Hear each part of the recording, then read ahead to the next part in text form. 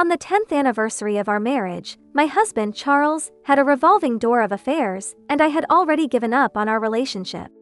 Never did I expect that I, the so-called old hag in his eyes, would find a new spark in life myself. He was 10 years younger than me and still a university student.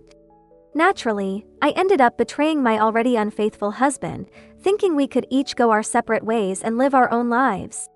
But I didn't anticipate that after my infidelity, my irresponsible husband would tear up the divorce papers with red eyes and a trembling voice, repeatedly saying, "I won't allow it. Divorce? Don't even think about it." Chapter 1. On our wedding anniversary, I spent the night partying at a bar. A 6'1" young man escorted me home, and Charles caught us. "Lily, can't you live without a man?" Charles was furious, like a lion defending its territory, his eyes red and glaring at me as if he wanted to devour me. I brushed past him nonchalantly. How ironic. He was the one who suggested we live our own lives, yet he was the one who got angry. Charles followed me, ranting nonstop. "Your nightlife is quite rich, huh? What? That kid satisfies you better than I do. Aren't you disgusted, hanging out with such a loser?" I glanced back at him and said, "Are you talking about yourself?" I smirked and teased. "Mr. Charles, you have so many good friends, and I never found you disgusting." Before I finished, he roared and interrupted me, smashing a porcelain figurine to pieces. "That's for business. For you." I looked down at the shattered ceramic monkey we bought on our honeymoon. Its broken pieces mirrored our shattered marriage. I had no interest in watching him lose his temper and went back to my room, feeling a bit regretful. That ceramic monkey had been with me longer than Charles had. As I shut the door, I sighed. After all these years, our marriage had finally turned us into enemies. My husband likes to play around. So, I play around too. Chapter 2. We were once in love, a long time ago. Charles and I were childhood sweethearts. We knew each other since we were in diapers, our families were well matched, and our personalities complemented each other. Getting together seemed natural. After we married, I gave up a promising career to support his startup. He handled external affairs, running the business, while I took care of internal matters, managing accounting, procurement, and inventory. I was involved wherever I was needed. We lived in basements, leaky model homes, and during the hardest times, we couldn't afford heating and had to cling tightly to each other. Despite the cold, our eyes shone with hope for the future. Charles promised me a good life. Eventually, we made it through. Charles's company gradually prospered, and I rightfully stepped back. I got a big house, the Jeep I always wanted, and a large bank account I could spend freely from. But there was one difference. Charles had someone else. A young girl with a curvy figure and a charming smile. Her eyes sparkled with admiration and love for him, gentle and considerate. In contrast, at over 30, I was no longer the young girl who could cuddle in his arms, no longer youthful and radiant. Charles began avoiding me. Men never admit it outright, they use cold indifference to drive you mad. I threw tantrums, cried, and even acted like a shrew at his company. After making a scene, Charles finally had a talk with me. He, holding his mistress, condescendingly said, "Lily, what are you making a fuss about? You'll always be Mrs. Charles. Stocks, houses, bags, I can give you everything. Isn't that enough?" He said it so condescendingly, assuming I would compromise. He even smiled, pitying me. "Don't make a scene and lose face." I looked at his familiar face, now only a stranger. Where was the boy who held me tight on cold nights? "Lily, you're the only one for me in this life. We are meant to be together." Young Charles always looked at me, always loved me. Those memories, once recalled, wouldn't stop. Like dust-covered pearls, they still shone brightly in my heart. But I still can't understand. We endured all the hardships, yet why couldn't we escape the fate of a scattered ending? Chapter 3. On our 10th anniversary, the young man confessed to me. His eyes gleamed as he knelt with a bouquet in the dim, noisy bar, expressing his feelings amid everyone's cheers. The lights were dim, the surroundings noisy, and my wedding ring was removed at his urging. We drank all night. The young man, Sam, knew I was married. He even knew my husband was Charles, and that our home was in the luxurious estate. I told him all this when I was drunk. After learning this, he disappeared for 3 days, then returned, red-eyed, waiting at my apartment gate. When he saw me, he spoke with a tearful voice. "Lily, I know you don't love him anymore. It's okay, you can use me. I just want to help you. I don't need any promises." Even he could see the decay in this marriage. I hadn't known Sam long. He was a student at the local university, young, with a bright future. Someone like him shouldn't have crossed paths with someone like me, the old hag in Charles's eyes. But this young man clung to me, drank with me to drown our sorrows, escorted me home, and went to great lengths to make me happy. For the first time in 10 years, the thought of divorce crossed my mind. It felt like a long embedded thorn in my heart had been painfully and bloodily pulled out, leaving an empty void. So, I could be loved too. Chapter 4. After that night, I slept until noon. When I opened the door, Charles was still there. He sat at the dining table, smoking, with 2 sets of cutlery laid out and several cold dishes in front of him, untouched. The ashtray was overflowing. The dense smoke made me cough, and I frowned but said nothing. "Lily, aren't you going to explain?" Charles's voice was hoarse and low, dark shadows under his eyes suggesting he hadn't slept. "Who is that man?" I smiled. We both knew his concern wasn't about love. It was just the sad possessiveness of a man. "Are you interrogating me? Why don't you tell me your good friend's measurements while you're at it?" I took a piece of bread from the fridge and started eating. The bread mixed with the acrid smoke taste was awful, and I imagined my expression wasn't great either. "I made food, let's talk while eating." Charles pointed to the table with a cold face. I looked at the cold dishes and sneered. "Thanks, but I've recently cut out carbs." How ironic. Charles remembered every little preference of his mistresses but forgot I had acute gastritis. Eating cold food would immediately upset my stomach. Somehow I remembered the past. During our startup days, we were always on the move, with irregular meals, and I often suffered from stomach pain. At night, when the pain was severe, I couldn't sleep. But no matter how deeply Charles slept, he would wake up at the slightest sound from me and gently massage my stomach. His hands were large, almost covering my waist, but his touch was gentle. He would massage in a way that his warm hand would seem to dissolve all the pain. But then, everything changed. I don't know if my stomach went bad first or if Charles started staying out all night first. "Lily, who are you trying to impress?" Charles's angry roar interrupted my thoughts. "Don't forget, the money you spend on your nightlife comes from me," he said, standing up in anger, his face red.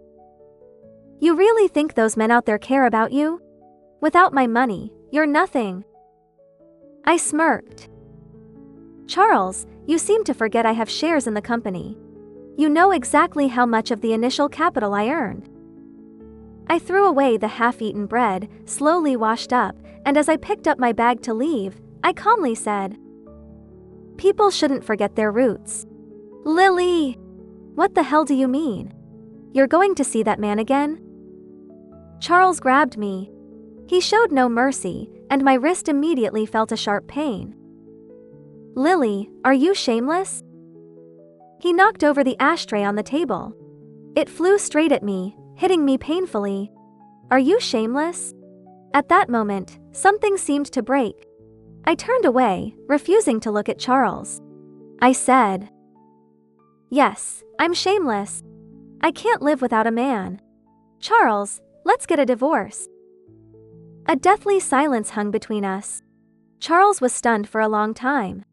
When he finally reacted, he let out a cold laugh. "Lily, there's no such good thing. You want to be with your college boy? I won't agree." His eyes were dark, filled with ferocity, as if to burn through me. "You think you're in love?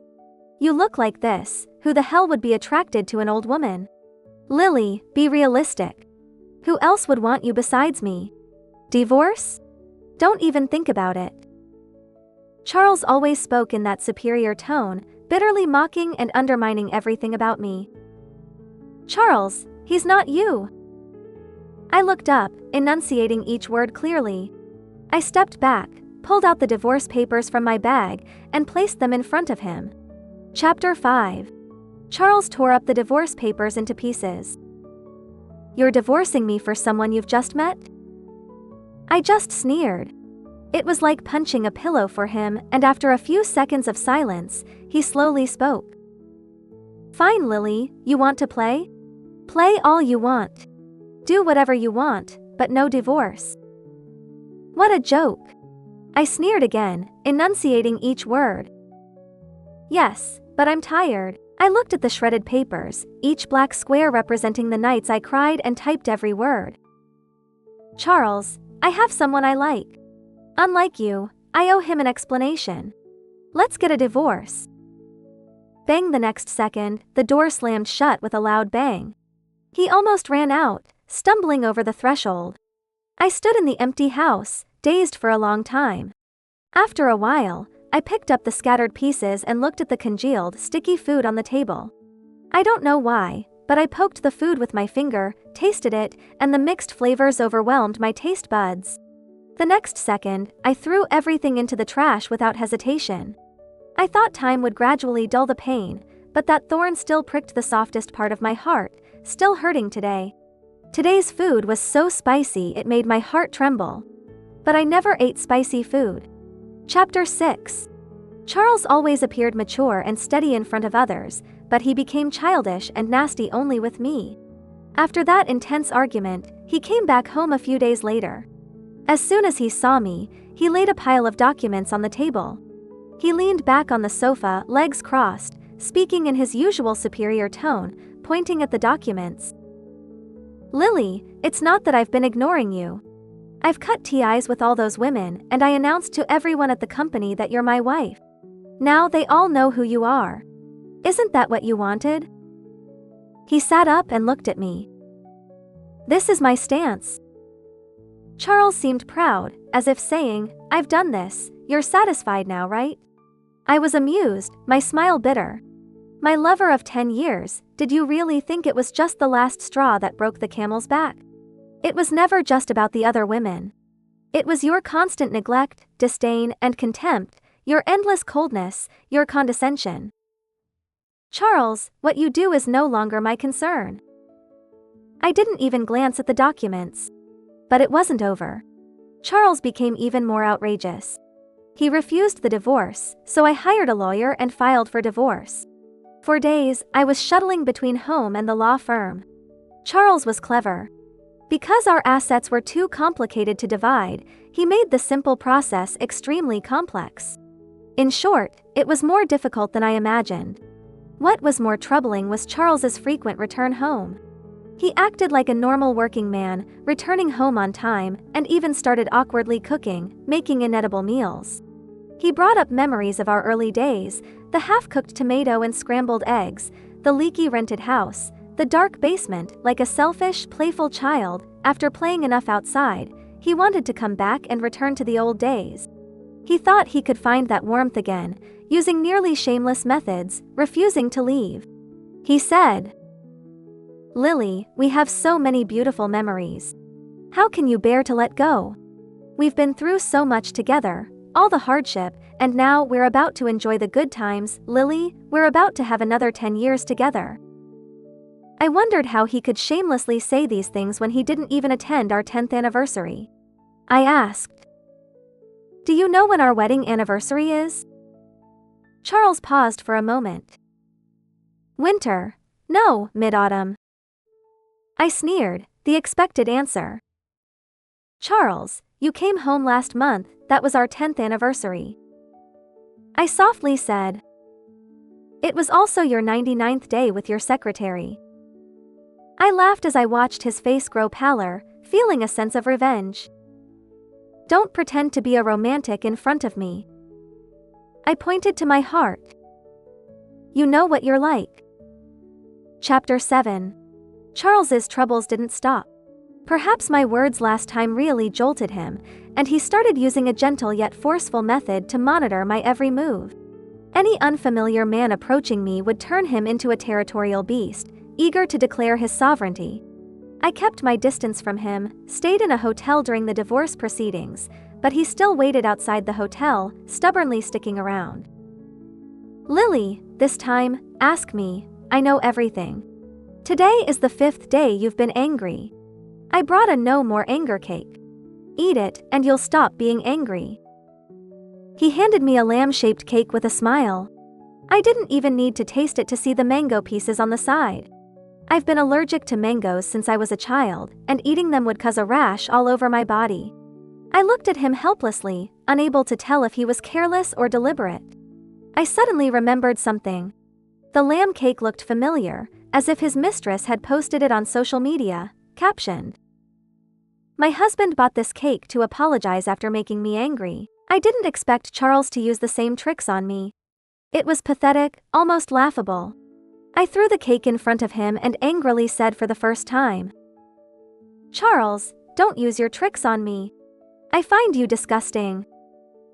Charles blushed, mumbling, "I thought you'd like it." He didn't get angry but became more determined.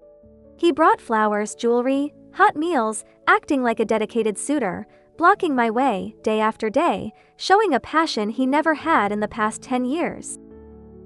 "Lily, please let me court you again." He publicly declared me as his lover, urgently asserting his ownership. Even the longtime employees at Charles Inc. were surprised to learn he had a hidden wife.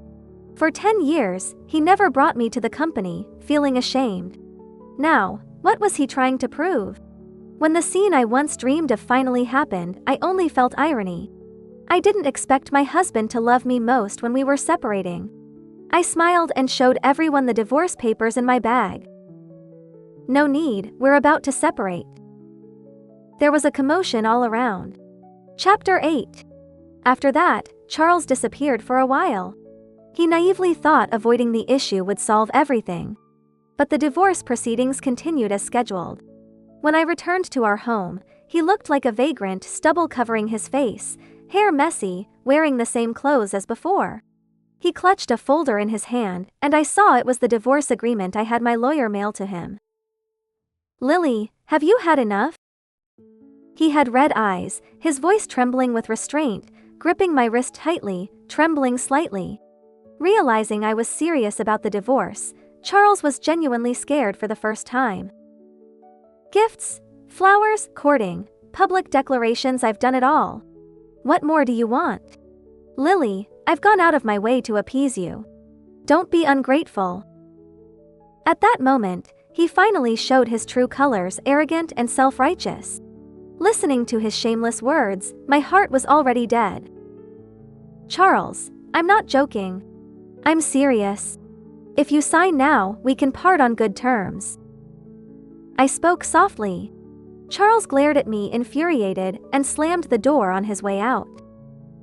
"Lily, you'll regret this." Chapter 9.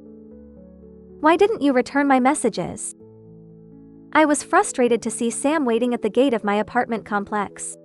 It was noon, and people were coming and going, some of them business associates of Charles.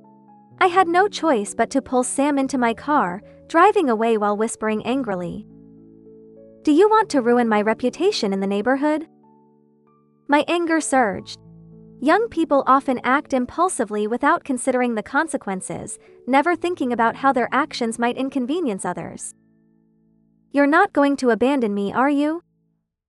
Sam's voice was low and sad, his eyes red, looking like a hurt puppy. I was about to explain when knock, knock. A knocking sound came from the car window. I turned to see Charles, who had been missing for days, standing outside, tapping on the driver's window, his expression dark and filled with anger. Before I could react, Sam rolled down the window. I found myself in an extremely awkward situation, caught between two men. Our eyes met. "Introductions, Lily?" Charles raised an eyebrow, his voice slow but cold. "Is this your friend?" Sam smiled sweetly, seemingly oblivious to the tension, his grin bright. Despite having nothing to be ashamed of, I wished I could disappear into a hole. Chapter 10. Shakespearean drama couldn't compare to this scene. At the restaurant, I had Charles on my left and Sam on my right. Dishes were served one by one, filling the table. Sam pushed a plate of sweet and sour pork towards me, a non-spicy sweet dish. He added a piece to my plate. I was stunned. Not to be outdone, Charles placed a piece of red, spicy fish on my rice. Seeing my hesitation, Charles looked hurt, his voice low and hoarse. "Do you only eat what he serves?" Before I could explain, Sam took the bowl and said calmly, "Lily, don't force yourself to eat spicy food." Charles fell silent, his eyes red, looking pitiful. A man in his 30s, suddenly appearing so vulnerable. I didn't enjoy this situation, so I asked, "Charles, isn't the company busy?" Hearing this, Charles suddenly went berserk. He grabbed my hand and pressed it against his chest, his voice breaking. "Lily, why do you always push me away? Feel my heart, it hurts too. Why don't you ask if he's busy? Why do you eat his food but not mine? Are you so eager to be with him?" Charles pointed at Sam. His words were harsh, full of accusations. I was silent for a while before speaking softly. "Why? Because he knows I don't eat spicy food. He knows I like sweet and sour pork. He knows all my preferences. Because he's sincere." I recalled many memories, staring at him. "Charles, you once cherished me like that. Do you remember?" Emotions surged, and my hands trembled slightly. "Lily, I'm here. I respect all your decisions." Sam gently patted me, calming my emotions. Charles clenched his fists, his eyes red, glaring at Sam's hand on my shoulder. He growled, "Get your filthy hands off her. We won't divorce. What makes you think a few months can compare to our 10 years? What can you offer her? When we were together, you were just a kid. I can fulfill her material needs. What can you do? Beg for pocket money from your mom?" Sam stopped adding food to my plate. He calmly said, "I'm not here to be with her out of necessity. She has her own choices. I love her, so I respect her. What you offer is a gilded cage. To me, she will always be free." The young man's eyes were sincere. My heart pounded. The clock ticked slowly. After a while, I spoke softly. "Charles, do you remember what you used to tell me? Keep some dignity for yourself. We can still part amicably." Chapter 11. "Lily, you're lying, right? You're trying to scare me, right?" Charles stood up abruptly, looking at me in disbelief, refusing to accept that I had chosen Sam. He was shaking with anger, pointing at me and Sam, his emotions out of control. "You're teaming up to deceive me, right? This is all fake. You just want me to come home, right?" He yelled, his eyes full of hurt. Then he noticed my bare ring finger. You took off our wedding ring?" Our wedding rings were bought with Charles's first earnings, the diamonds small but meaningful. I loved him deeply back then, never taking off that ring in public. Charles, always concerned about his image, lost his composure. He clutched his face in pain, his shoulders trembling. "Lily, don't do this.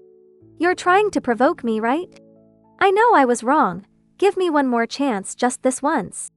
I'll change, I know I was wrong. I won't go out anymore. I'll cook for you, do all the housework. Just give me one more chance, and I won't make any more mistakes." I watched him break down, feeling a bit dazed. A few years ago, would I have thrown myself into saving this marriage if I heard these words? But we can't go back. Years of accumulated disappointment had extinguished my feelings for him. Maybe I was too disappointed, so much that I no longer felt pain. Chapter 12. Not all tales of redemption end happily. Some broken things can't be fixed, even if mended, they remain scarred. The past's beauty lives only in memories. Coldness and hurt become sharp fragments at night, leaving the heart shattered, with no hope of restoration. In the end, Charles and I went through with the divorce. That day, He seemed to have tittied up, wearing the same coat from our wedding day. But time had passed, and the once tailored coat no longer fit, looking somewhat ridiculous. Much like our ill-fitting marriage. We walked in silence. 2 booklets when we arrived, 2 when we left. Charles seemed to want to say something, but I shook my head with a smile. I won't regret it, nor will I come looking for you. Charles, we both need to start new lives. It was the first time in years I spoke to him so calmly. No resentment, no tears, just a soft voice, gently calling him. Charles. He seemed lost, forced a smile worse than crying. You'll never find a man as good as me. He pocketed the divorce certificate, pretending to be casual. It's really your loss. I didn't respond. Charles left first. He looked older, with gray hair at his temples, his once bright eyes now dull. I had imagined Charles aging many times, but never thought it would be at this moment. Before leaving, he suddenly said, Lily, I now understand what you wanted. I was stunned, and this time, as I looked at him, I seemed to see the young man he once was. What did I want? I wanted to, long into the future, when we're old and walking slowly, hear my husband say, I've got you. To have one person in my heart, to grow old together. Chapter 13. This winter was particularly long. Until one day, I saw a small spring flower blooming at the base of a tree. Lily! At the end of the road, a young man waved at me energetically. He wore a thick down jacket, revealing only his sparkling eyes, shining brightly. I smiled, tightened my coat, and ran towards him. Just like I used to run towards Charles, I now ran towards my spring. I hooked my arms around his neck, stood on tiptoe, and whispered with a smile. Sam, take me out, court me the old-fashioned way. After I refuse twice, I'll say yes the third time. We'll go for walks, long walks. About half the city, about 93 traffic lights of holding hands. Then, we'll fall in love under the streetlights, and pledge our lives to each other. Sam and I have been together for 3 years. Despite skepticism, we have stayed in love. I opened a modest bookstore, and Sam became a teacher. Together, we are determined to torture every kid who hates school. Lily, your phone. Sam ran over from a distance. It was an unfamiliar number. I didn't plan to answer. But at the last moment, for some reason, I pressed the answer button. I softly said, Hello. The other end was silent, just even breathing. Hello, is anyone there? What do you need? Lily, who is it? Sam leaned in. We crowded around the screen whispering. I don't know. They're not speaking. I didn't hang up, nor did the other end. Until Sam lost patience and pressed the end call button. Such a weird person. He muttered softly. A few days later, news came that Charles had passed away. They said he had cancer and fought for a long time in the hospital but didn't survive. No amount of money or business success could withstand illness. They said he died alone, with no one by his side. After our divorce, he didn't seek out his mistress again, just living and dying alone. Besides work, he seemed to care about nothing else. I suddenly thought of that strange call. Sam said, at that time, Charles could no longer speak. In his final moments, he chose to call me. What did he want to say? An apology, or just to talk? No one will ever know. I think, maybe, it doesn't matter. We all must live with our choices. I've had a failed marriage, but I chose to end it and never look back. Missing out is the best ending.